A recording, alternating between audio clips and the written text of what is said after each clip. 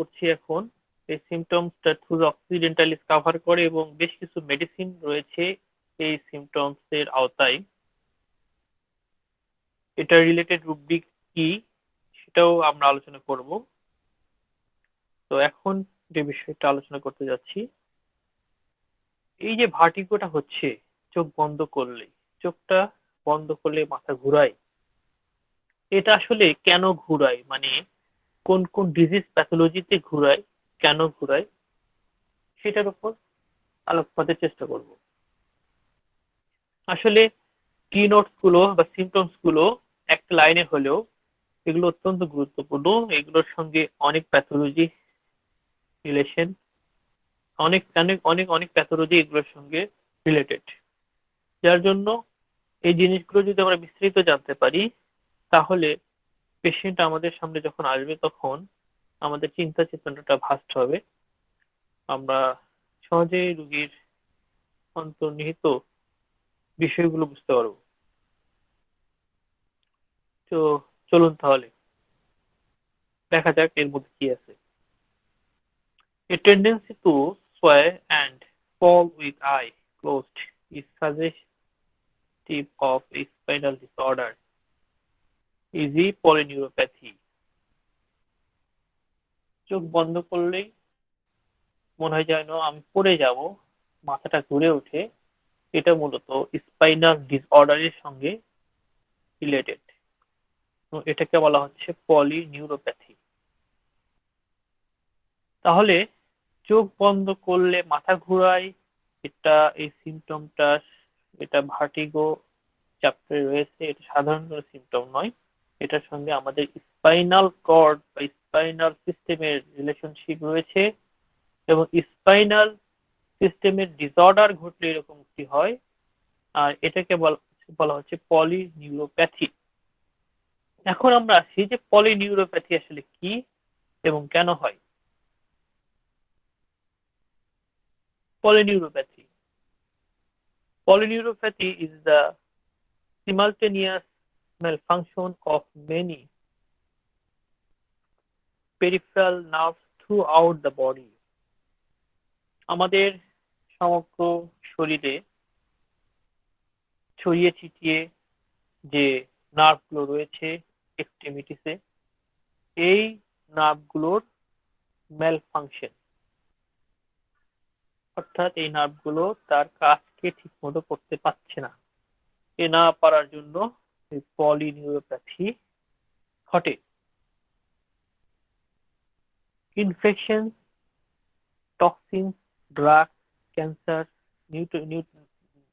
nutritional deficiencies, diabetes, autoimmune disorders, and other disorders can cause many peripheral nerves to malfunction. এই ম্যালফাংশনের পিছনে যে কারণগুলো রয়েছে তার মধ্যে ইনফেকশন, ব্যাকটেরিয়াল ইনফেকশন হতে পারে, টক্সিন, বডির বিভিন্ন টক্সিসিটি হতে পারে, যেমন থাইরয়েডের কারণে টক্সিসিটি হতে পারে, থাইরয়েড ডিসফাংশনের কারণে, ড্রাগ, বিভিন্ন ড্রাগ ইউজের জন্য, যেমন অ্যান্টিবায়োটিক ইউজের জন্য হতে পারে, কেমোথেরাপি ইউজের জন্য হতে পারে, ক্যান্সার, যারা ক্যান্সারে আক্রান্ত হয়েছে তাদের এ ধরনের পলিনিউরোপ্যাথি হতে পারে, নিউট্রিশনাল ডিফিসিয়েন্সি, বিভিন্ন রকমের নিউট্রিশন ডিফিসিয়েন্সির মধ্যে যেমন ভিটামিন পি ডিফিসিয়েন্সির জন্য হতে পারে, ডায়াবেটিস, যারা ডায়াবেটিস আক্রান্ত তারা পলিনিউরোপ্যাথিতে আক্রান্ত হতে পারে, অটো ইমিউনো ডিসঅর্ডার, কিছু কিছু অটো ইমিউনো ডিজিজ রয়েছে সেজন্য হতে পারে, and other disease or other disorder can cause many peripheral nerve to malfunction। এবং আর কিছু রয়েছে ডিসঅর্ডার যেগুলো এই ধরনের ম্যালফাংশনের জন্য, নার্ভের ম্যালফাংশন এর জন্য দায়ী, এবং এটাকে বলা হচ্ছে পলিনিউরোপ্যাথি। এই পলিনিউরোপ্যাথি দুই রকমের হতে পারে, একটা অ্যাকিউট এবং chronic. Acute polyneuropathy has many cause, অনেকগুলো কারণই রয়েছে অ্যাকিউট পলিনিউরোপ্যাথির, যেমন infections involving a toxin producing by bacteria as occur in diphtheria, যেমন ইনফেকশন ঘটলো, এবং বিশেষ করে যারা ডিপথেরিয়াতে আক্রান্ত হয়, সেই ডিপথেরিয়া আক্রান্ত হওয়ার ফলে যে টক্সিক কন্ডিশন বডির তৈরি হয়, ইনফেকশন ডিজিজ, সেক্ষেত্রেও এই ধরনের পলিনিউরোপ্যাথি হতে পারে। আর পলিনিউরোপ্যাথি হলে যে ধরনের ভার্টিগো যে সিমটমটা রয়েছে, vertigo when closing the eyes, এই সিমটমটা ডেভেলপ করতে পারে। An autoimmune disorder or autoimmune reaction when the body attacks its own tissue as occurred in Guillain-Barré syndrome. Guillain-Barré syndrome এটা নিয়ে আমরা একসময় আলোচনা করেছিলাম যে অটোইমিউন ডিসঅর্ডার এটা এক ধরনের, এই ধরনের ক্ষেত্রেও নার্ভের ম্যালফাংশন হতে পারে। অটোইমিউন রিঅ্যাকশন কি হয়? অটোইমিউন রিঅ্যাকশন যেটা হয়, বডি তার নিজের সেলকে নিজেই ডিস্ট্রয় করার চেষ্টা করে বা শুরু করে। সাধারণত আমাদের বডিতে যদি ফরেন বডি ঢুকে পড়ে, যেমন বডিতে ধরুন ব্যাকটেরিয়া ঢুকলো, ভাইরাস ঢুকলো বা কাটা ঢুকে পড়লো, তখন বডি সেটার প্রতি একটা প্রতিক্রিয়া তৈরি করে, সেটাকে বডি থেকে বের করে দেওয়ার চেষ্টা করে।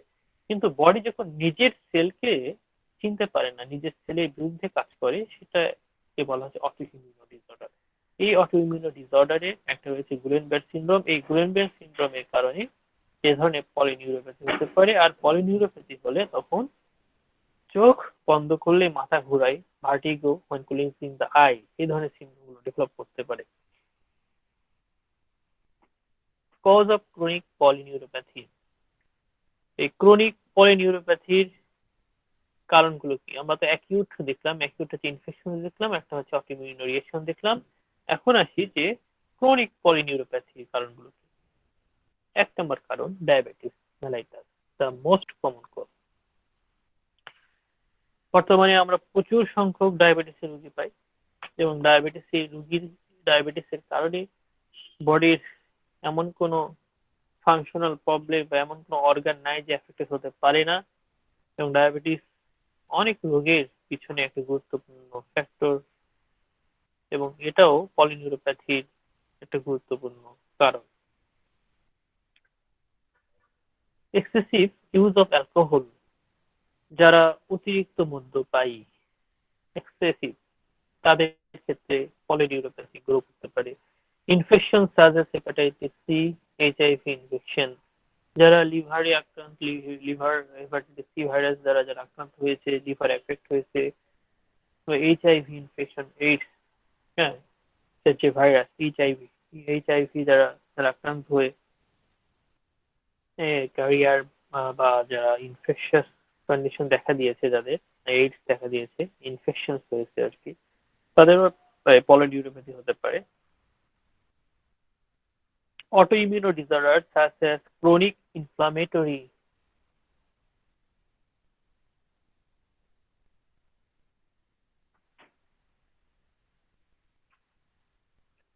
অটোইমিউন ডিসঅর্ডার, কিছু কিছু অটোইমিউন ডিসঅর্ডার রয়েছে, যেমন রয়েছে কি সিস্টেমিক লুপাস ইরিথেমাটাস।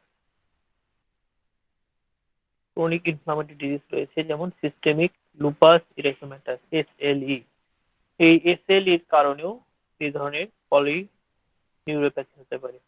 পলি মানে বহু, আর নিউরোপ্যাথি, নিউরো শব্দটা এসেছে নার্ভ থেকে, নার্ভ, অর্থাৎ অনেকগুলো নার্ভ এফেক্টেড হচ্ছে, এটাকে এই জন্য বলতেছে পলিনিউরোপ্যাথি।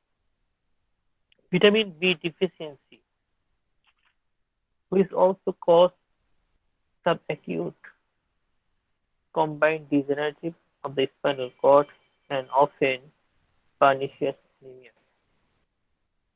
যারা মারাত্মক রকমের অ্যানিমিয়াতে সাফার করছে কিংবা স্পাইনাল কর্ডের ডিজেনারেটিভ ডিজিজে সাফার করছে, তাদের মধ্যে এ ধরনের ভিটামিন বি ডিফিসিয়েন্সি হতে পারে, এবং এর কারণেও পলিনিউরোপ্যাথিটা হতে পারে।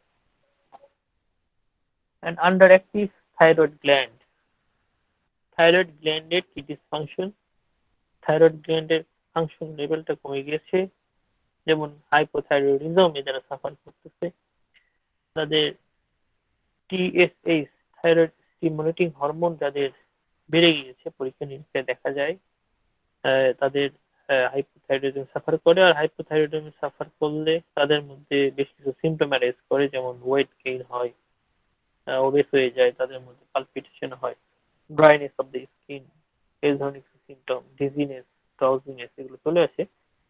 তো এই যারা হাইপোথাইরয়েডিজম সাফার করতেছে তাদের ক্ষেত্রে পলিনিউরোপ্যাথি গ্রো করতে পারে। Toxic substance including heavy metals such as arsenic, lead and mercury, যেমন আমাদের ঢাকা শহর লেডে বিষাক্ত বাতাস, লেড লেড দ্বারা বিষাক্ত। এছাড়া আর্সেনিক, যেসব এলাকায় পানিতে আর্সেনিক রয়েছে, এই আর্সেনিকের পয়জনিং, লেডের পয়জনিং, মার্কারি, মার্কারির পয়জনিং, বিশেষ করে এই যে আয়ুর্বেদ ইউনানি সম্ভবত তারা মার্কারি ইউজ করে বিভিন্ন মেডিসিনে, মার্কারির পয়জনিং, এই যে মার্কারির পয়জনিং এর কারণে যে পলিনিউরোপ্যাথি গ্রো করতে পারে। কিডনি ফেলিওর, যারা সিকেডিতে সাফার করতেছে, ক্রনিক কিডনি ডিজিজ বা কিডনি ফেলিওর সাফার করতেছে, কিডনি লেভেলটা বেড়ে গিয়েছে, কিডনি ফাংশনিং করতে পারতেছে না, ইজিএফআর কমে গেছে, এই কিডনি ফেলিওর এর কারণে কিন্তু এ ধরনের পলিনিউরোপ্যাথি গ্রো করতে পারে। Cancer such as multiple myeloma, which damage nerves by directly damaging or putting pressure on them. এক ধরনের ক্যান্সার আছে কি মাল্টিপল মায়োলেমা। এই ধরনের মাল্টিপল মায়োলেমা, এই ক্যান্সারটা সাধারণত নার্ভকে ড্যামেজ করে, নার্ভের উপর প্রেশার ক্রিয়েট করে এবং এই জন্য পলিনিউরোপ্যাথি গ্রো করতে পারে। ড্রাগ, কিছু ড্রাগ রয়েছে ইনক্লুডিং অ্যান্টি-সিজার ড্রাগ, সাম অ্যান্টিবায়োটিক, সাম কেমোথেরাপি ড্রাগ। অ্যান্টি-সিজার ড্রাগ যাদের খিঁচুনি হয়, খিঁচুনি জনিত যারা খিঁচুনিতে সাফার করে তাদেরকে এই ধরনের ড্রাগ ইউজ করা হয়, অ্যান্টি-সিজার ড্রাগ। এছাড়া কিছু অ্যান্টিবায়োটিক এবং কিছু কেমোথেরাপি, ক্যান্সার হওয়ার পরে কেমোথেরাপি দেওয়া, এই ধরনের ড্রাগের ফলেও এই পলিনিউরোপ্যাথি হতে পারে। The most common form of chronic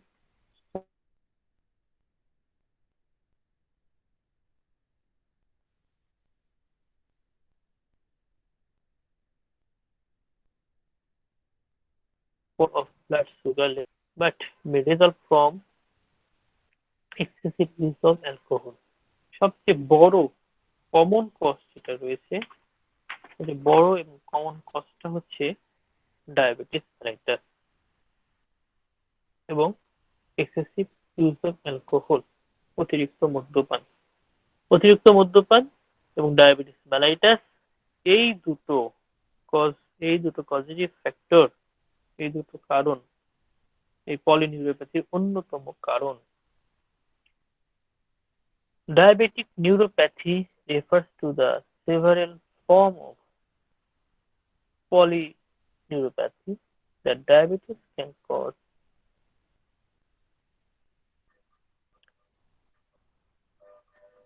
Mononeuropathy,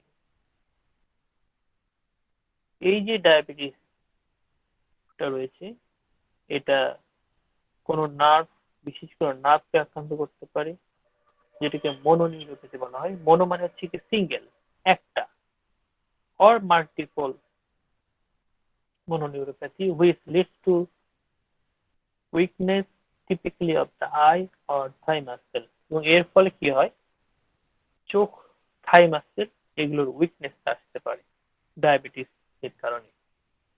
ডায়াবেটিসের কারণে নিউরোপ্যাথি গ্রো করেছে এবং নিউরোপ্যাথি গ্রো করার পর তার চোখ এবং থাই মাসেলের উইকনেস আসতে পারে।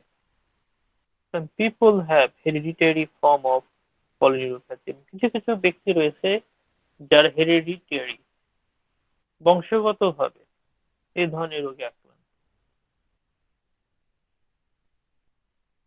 এবং তাদের ক্ষেত্রে কি আক্রান্ত হয়, মোটর নার্ভ আক্রান্ত হতে পারে, সেন্সরি নার্ভ আক্রান্ত হতে পারে, ক্র্যানিয়াল নার্ভ আক্রান্ত হতে পারে। মোটর নার্ভ আক্রান্ত হলে কি হবে, মোটর নার্ভের কাজ কি, আমাদের মুভমেন্ট করা, তাহলে সেক্ষেত্রে কি হবে, হুইচ কন্ট্রোল মাসেল মুভমেন্ট, আমাদের চলাফেরা, ধরন, ধরা, কথাবার্তা, এই যে এই বিষয়গুলোতে এফেক্ট হবে। মোটর নার্ভ যখন এফেক্টেড হবে, মোটর নার্ভ যখন ড্যামেজ হবে বা মোটর নার্ভ যখন ডিসফাংশন হবে। সেন্সরি নার্ভ, সেন্সরি নার্ভের কাজ কি, এই যে আমরা দেখছি, স্পর্শ, ঘ্রাণ, এই যে বিষয়গুলো আমাদের ভিতর অনুভূতি আসছে, এগুলো সব সেন্সরি নার্ভের কাজ। তো এই সেন্সরি নার্ভ গুলো তখন কি ডিসফাংশন হবে। আর ক্রানিয়াল নার্ভ, আমাদের মাথার আশেপাশে যে বিষয়গুলো কি রয়েছে, ফেস, আই, নোজ, মাসেল, হ্যাঁ, ইয়ার, এই নার্ভগুলো ক্রানিয়াল নার্ভ দ্বারা ছড়িয়ে ছিটিয়ে আছে, তখন এগুলোতে প্রবলেম দেখা দেবে।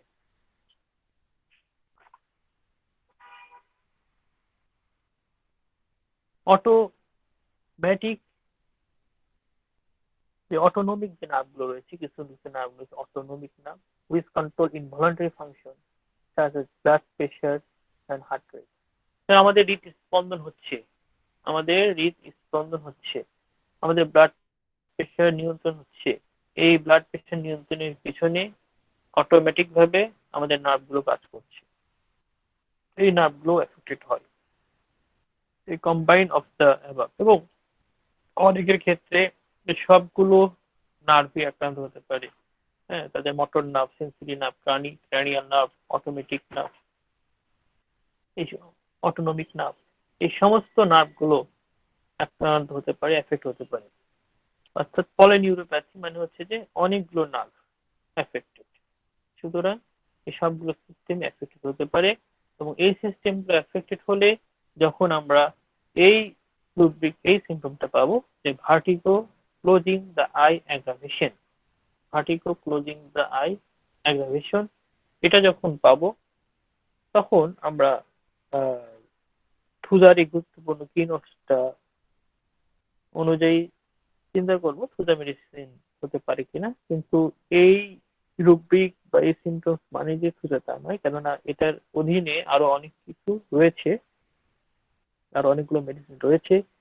কিন্তু আমি এ পর্যন্ত যা কিছু আলোচনা করলাম এবং আরো কিছু আছে, সেগুলোর মধ্যে থেকে আমি রুব্রিক গুলো বাছাই করে নিব। আপনারা একজন স্লাইড শো করে দেখাবেন রুব্রিক গুলো, তখন আমরা বুঝতে পারবো যে এইগুলো আলোচনা কেন করলাম, এর পিছনে কারণগুলো কি।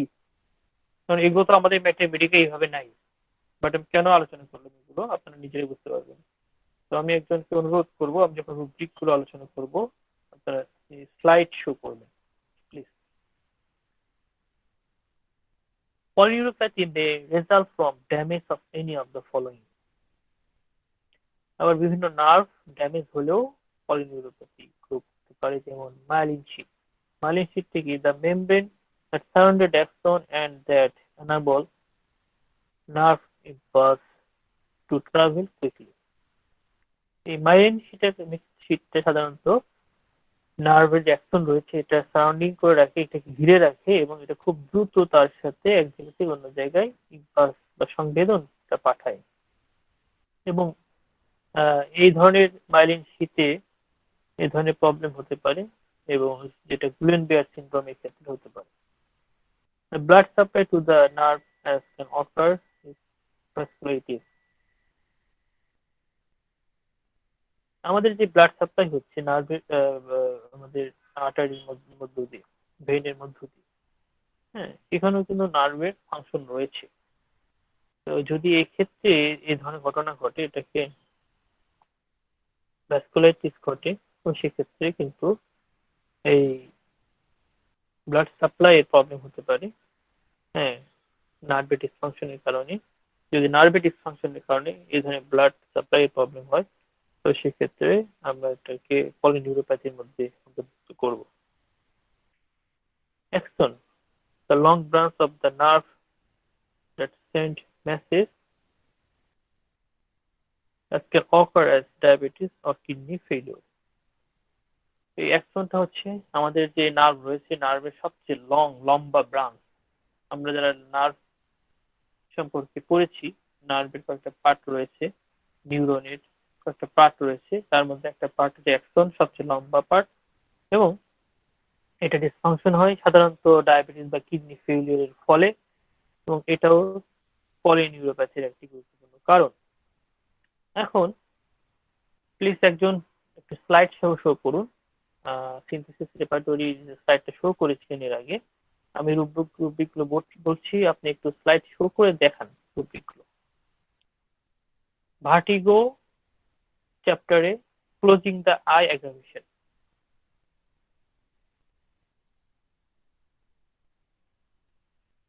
ভার্টিগো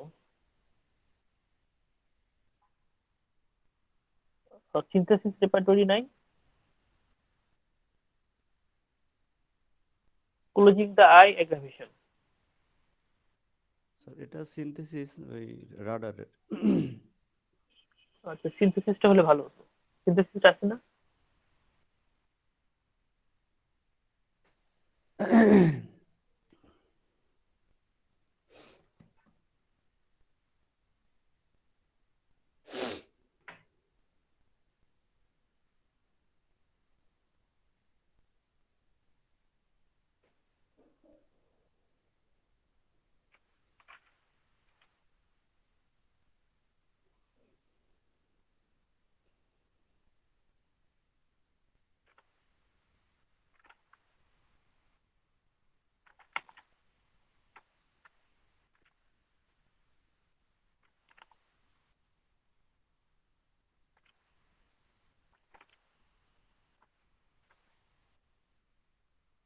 সিনথেসিস রয়েছে কারো?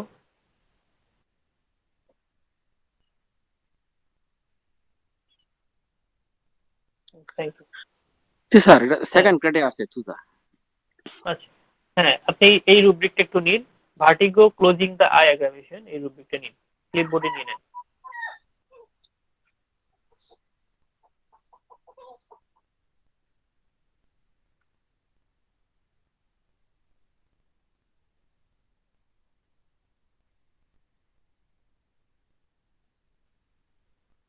হ্যাঁ, ক্লিপবোর্ডে নিয়ে নেন এটা।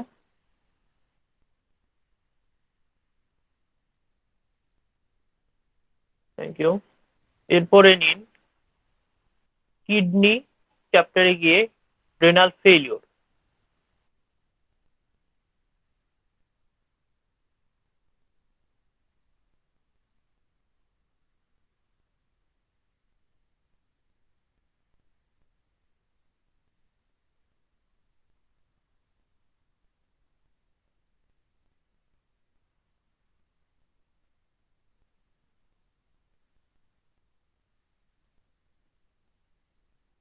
হ্যাঁ, এরপর নিন স্কিন চ্যাপ্টারে যান।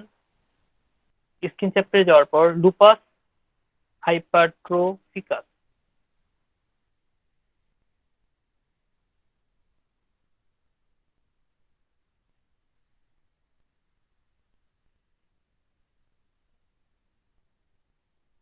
Thank you.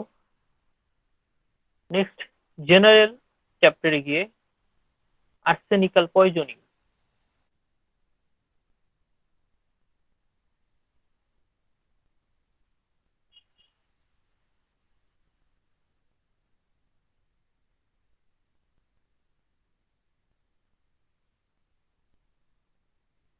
নেক্সট জেনারেল চ্যাপ্টারে ক্যান্সারাস অ্যাফেকশন।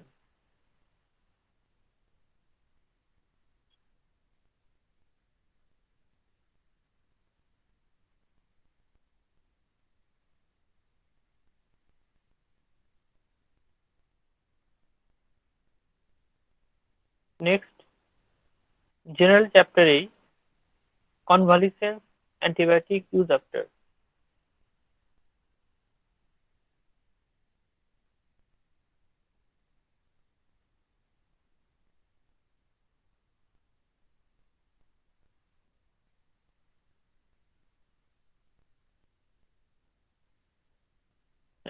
Thank you.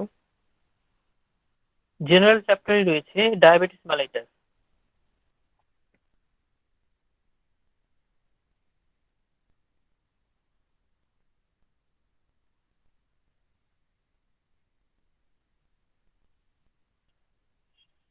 এরপর জেনারেল চ্যাপ্টারে রয়েছে food and drinks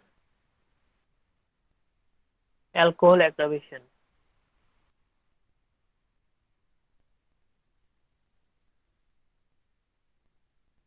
alcoholic drinks, right, aggravation.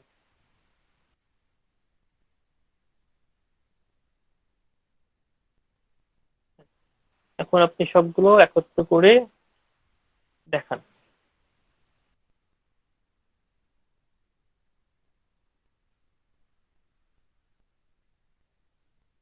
হ্যাঁ, একটু নিচে যান।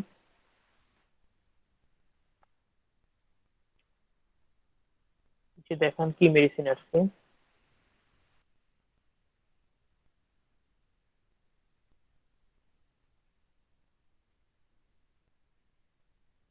এই তো, এই দেখুন। হ্যাঁ, কি মেডিসিন আসছে?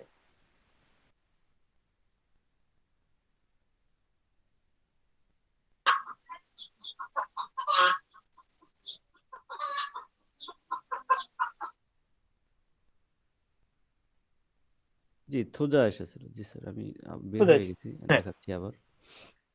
জি।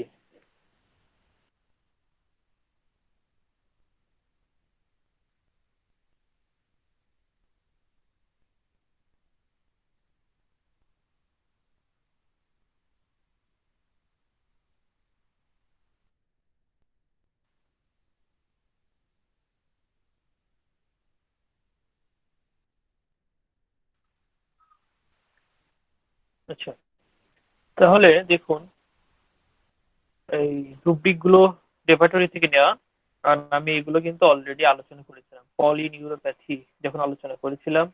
পলিনিউরোপ্যাথির মধ্যে কিন্তু এই বিষয়গুলো ছিল। পলিনিউরোপ্যাথি হওয়ার পিছনে যে কারণগুলো, তার মধ্যে diabetes, kidney failure, systemic lupus erythematosus, arsenic poisoning, cancerous affection, antibiotic use,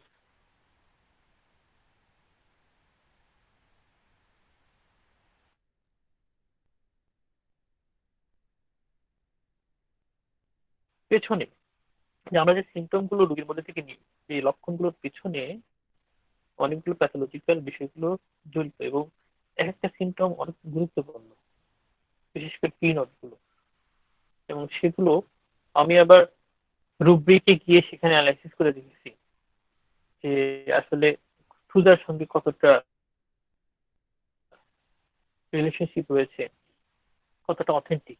তো সেই দিক থেকে রিলেশনশিপটা দেখলে এই সমস্ত রুব্রিক গুলো নেওয়ার পর ক্ষুধা, আর্সেনিক, ফসফরাস, ল্যাকটেসিস, অনেক মেডিসিনে এসছে হেপাটাইজেশন করে। তো ক্ষুধা কিন্তু সর্বোচ্চ মার্কিং পেয়েছে। তো আমি ক্ষুধার আলোচনায় এরকম ভাবে এক একটা করে কি নোট আমি আলোচনার চেষ্টা করব। আসলে অনেক বেশি পড়ার চেয়ে এই গুরুত্বপূর্ণ বিষয়গুলো একটু একটু করে পড়া অত্যন্ত ভালো।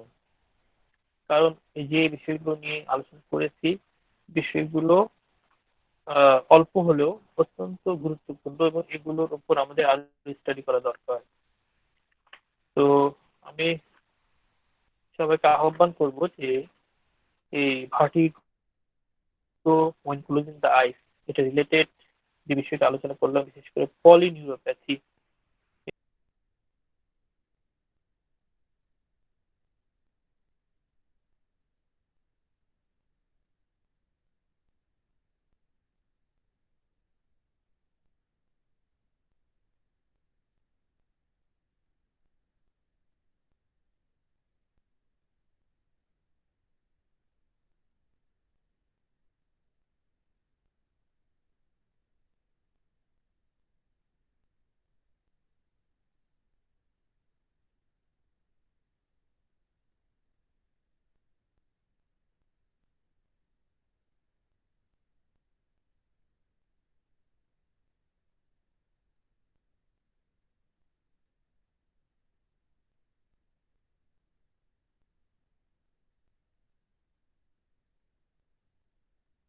করার পরে আমি বলেছিলাম যে এই রুব্রিক গুলো আমরা যদি একত্রিত করি তাহলে থ্রুজ অক্সিডেন্টালিস মেডিসিনটা কভার করে।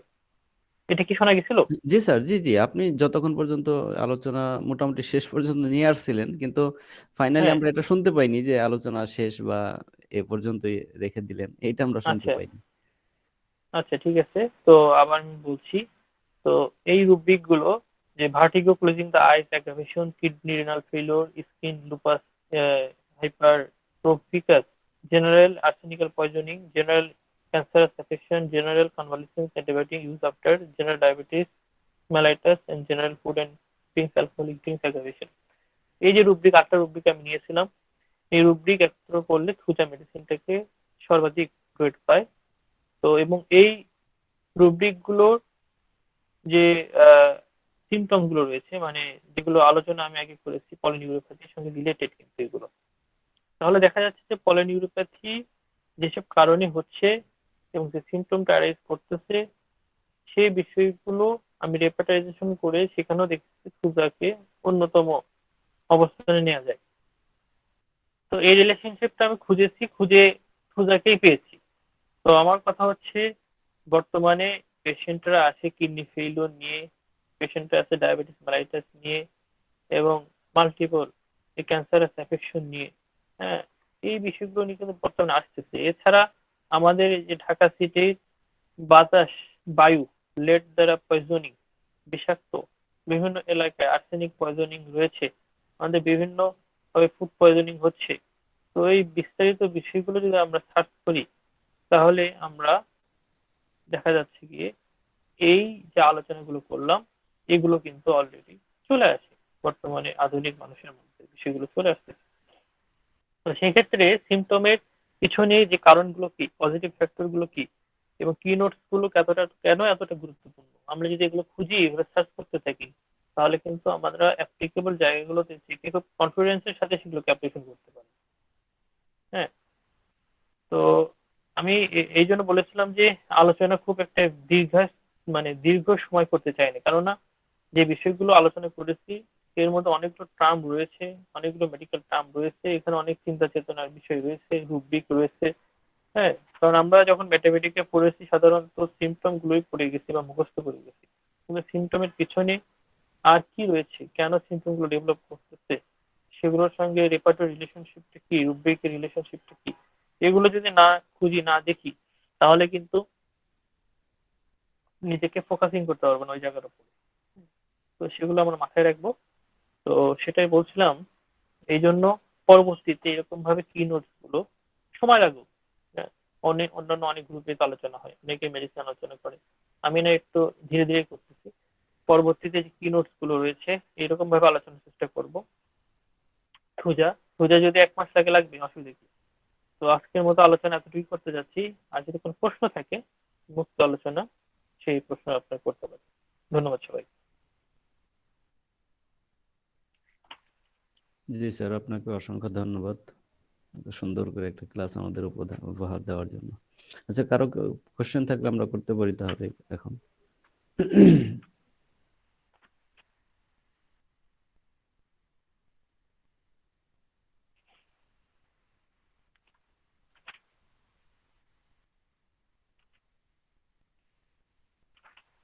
প্রচলিত ধারায় যেভাবে ম্যাথমেটিক্যাল গুলোকে পড়া হয় বা আমরা পড়ি, সেই ধারা থেকে আমি একটু বিশ্লেষণ ধারায় আলোচনাগুলো করার চেষ্টা করছি, যাতে করে এগুলো আমাদের হৃদয়ের এবং মনের মধ্যে আরো গেঁথে যায়, আমরা এগুলোর উপর আরো চিন্তা করতে পারি, এগুলোকে অ্যাপ্লিকেবল জায়গা থেকে আরো কিভাবে প্রয়োগ করা যায় রোগীর উপরে, সেগুলো যাতে নিয়ে আসতে পারি।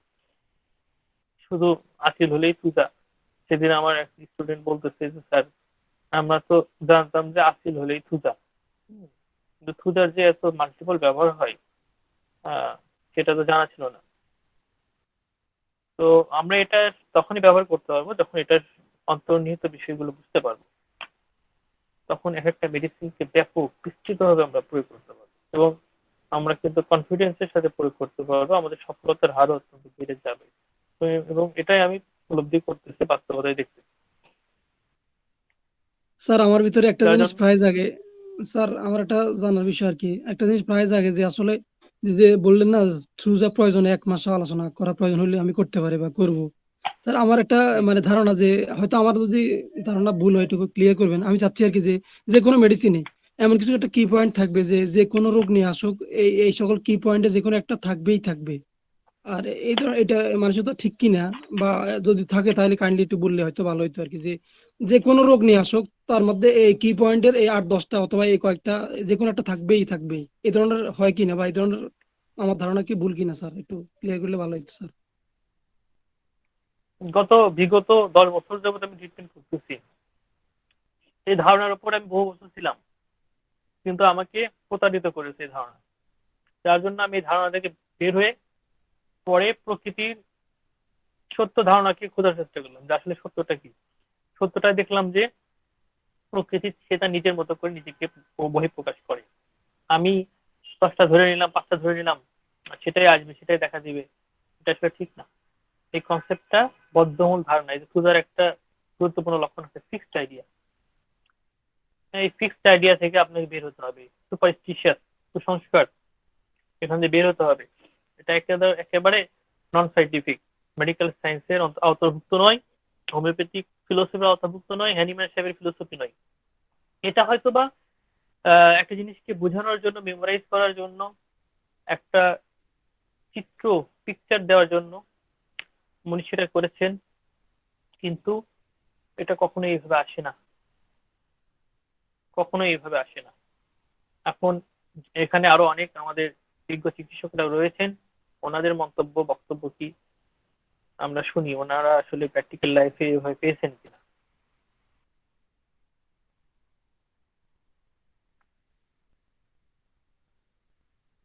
যদি কারো কোনো দ্বিমত মন্তব্য থাকে আমার এই আহ, কথার সঙ্গে, আপনারা আলোচনা করতে পারেন।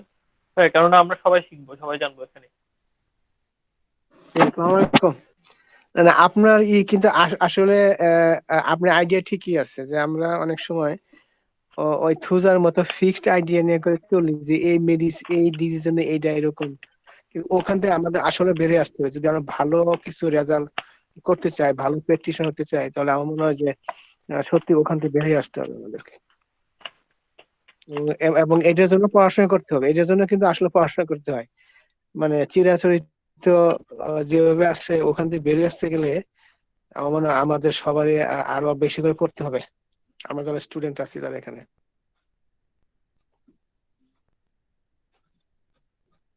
ধন্যবাদ জয়দুল স্যার, ধন্যবাদ। Thank you.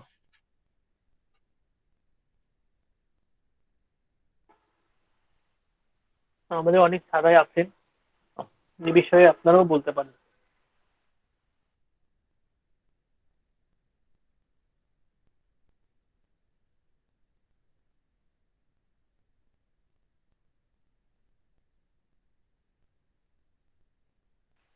আরেকটা বিষয় বলি, এই যে আমাদের কাছে টিউমারের জন্য আসে রুগীরা,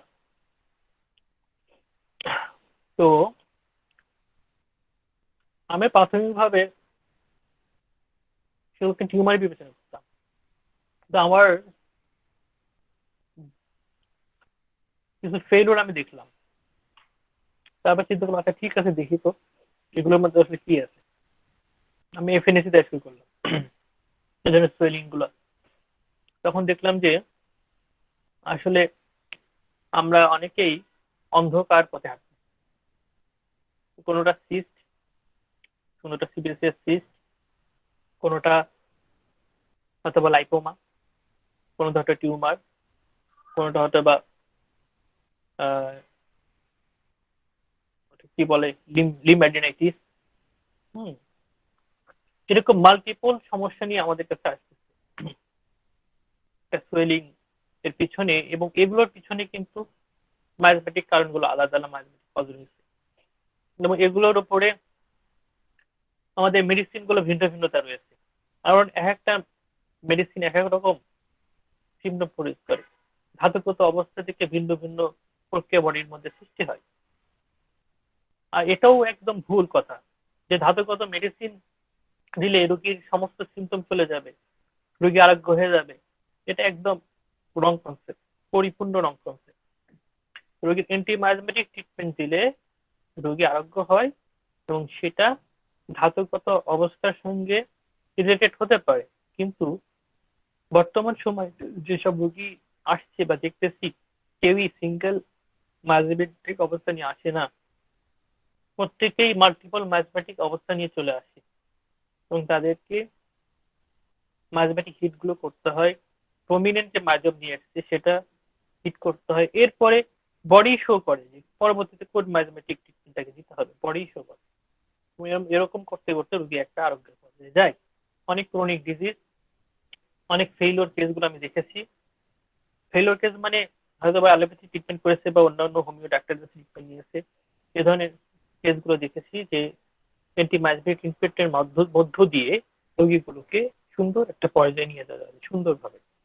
তো এগুলো আসলে আমাদের অবজারভেশনের ব্যাপার, এগুলো এক্সপিরিয়েন্সের ব্যাপার এবং গভীর থিঙ্কিং এর ব্যাপার। না হলে কিন্তু আমরা এই বিষয়গুলোতে যেতে পারবো না, আমরা সেই মজাটা পাবো না।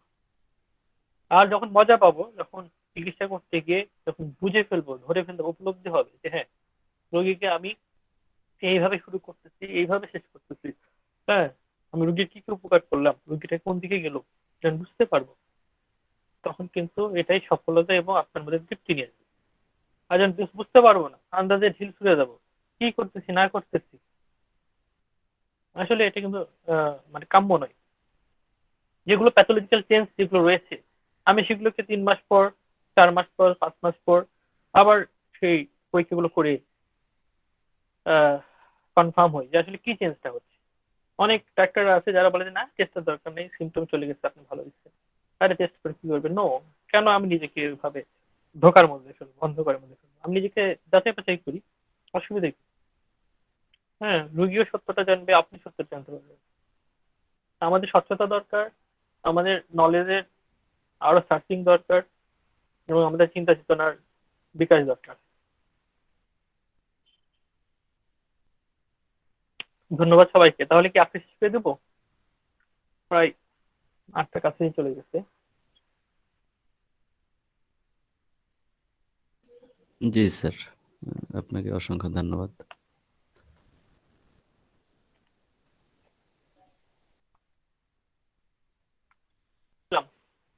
দোয়া করবেন, সবাই ভালো থাকবেন। জি স্যার, আপনিও ভালো থাকবেন।